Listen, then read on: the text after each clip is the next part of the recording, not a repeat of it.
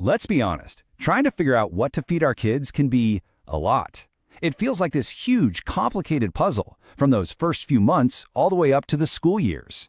So that's what we're going to do today. We're going to break it all down and create a simple guide to help build healthy habits from the very start. So this is the big question, isn't it? How do you get from breast milk to broccoli without every single meal turning into a major power struggle? That's the journey we're going on today. We're going to walk through it stage by stage using some really great insights from our source material. Okay, let's start at the very beginning. The first year of a baby's life is just this explosion of growth. And what's wild is that, pound for pound, an infant's nutritional needs are actually higher than at any other point in their entire life. I mean, just look at these numbers for a second. They seem pretty high for someone so tiny, right? Well, there's a good reason for that. An infant's resting metabolic rate is literally double that of a grown adult. All of that energy is going directly into growing, building, and developing at an incredible speed. For most babies, breast milk is basically the perfect fuel to power all that growth. And this chart shows you why. You've got a big chunk of carbohydrates for that quick, accessible energy. You've got protein, about 10%, which is for building everything. And then there's that significant 35% of fat, and that is absolutely essential for brain development. It's building all those critical neural pathways. Now, whether you're using breast milk or formula, bottle safety is just non-negotiable. So let's walk through these.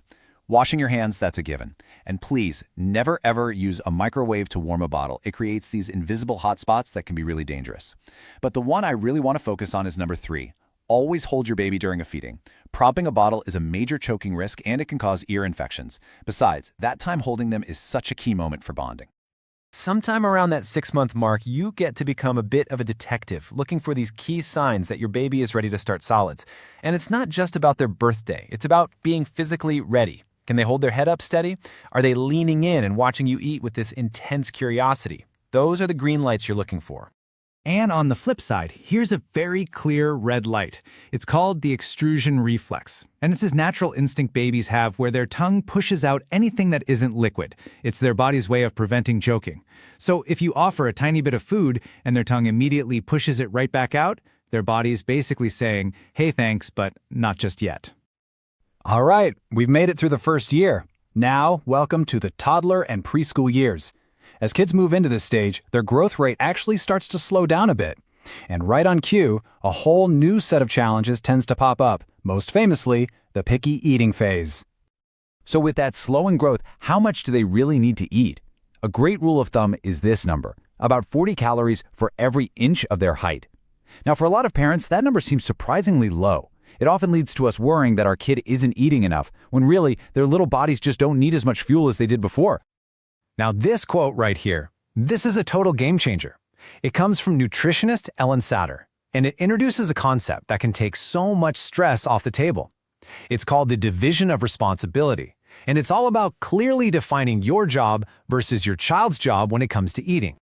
And this lays it out perfectly. Look, the parent's role, your role, is to decide what food you're going to serve, when you're going to serve it, and where you're going to serve it. That's it. The child's job is to decide how much of that food they're going to eat, and even whether they're going to eat at all. This simple idea is so powerful because it teaches us to trust our child's own hunger and fullness cues.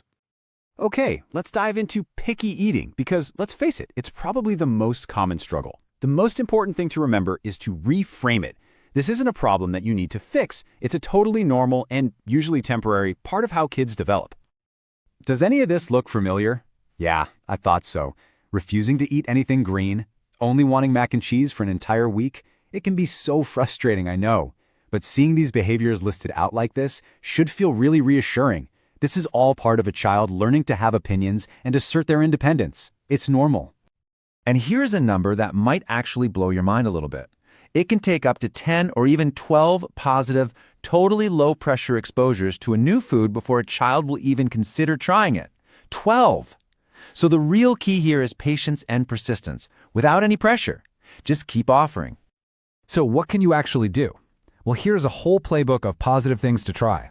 Get them involved. Let them pick out a weird-looking squash at the store. Let them help stir the sauce.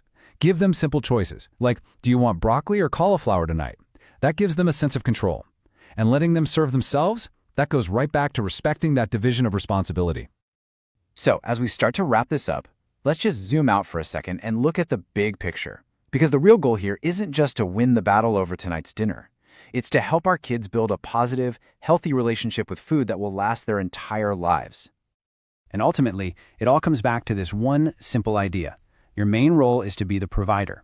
You provide the structure, the regular nutritious meals and snacks, and you provide the atmosphere, a pleasant, calm environment.